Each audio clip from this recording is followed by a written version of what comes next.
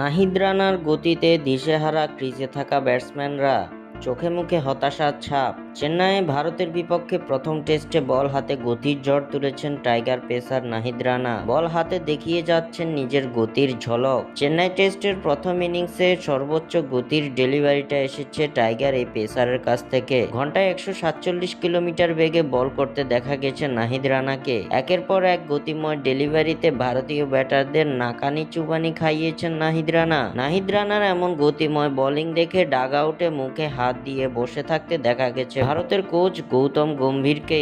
চোখে মুখে দুশ্চিন্তার ভাঁজ নিয়ে বসেছিলেন গৌতম গম্ভীর। অন্যদিকে নাহিদ রানার বোলিং দেখছিলেন জাসপ্রীত বুমরাও। নাহিদের বোলিংয়ে এমন গতি দেখে পাশে থাকা শুভমান গিলকে কিছু একটা বলতে দেখা যায় জাসপ্রীত বুমরাকে, যা ধরা পড়েছে ক্যামেরাতে। জাসপ্রীত বুমরাকে বলা হয়ে থাকে বর্তমান ক্রিকেট বিশ্বের সেরা পেস বোলার। ক্রিকেট বিশ্বে বাঘা বাঘা ব্যাটারদের হাড় কাঁপিয়ে দেওয়া জাসপ্রীত বুমরা এবার হাড় কেঁপে গেছে নাহিদ রানার বোলিংয়ের গতি দেখে।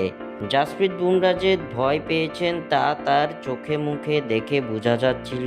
নাহিদ রানার বলে গতির ঝড় দেখে ডাগ আউটে জাসপ্রীত বুমরাকে বিষণ্ণ চেহারায় দেখা গেছে।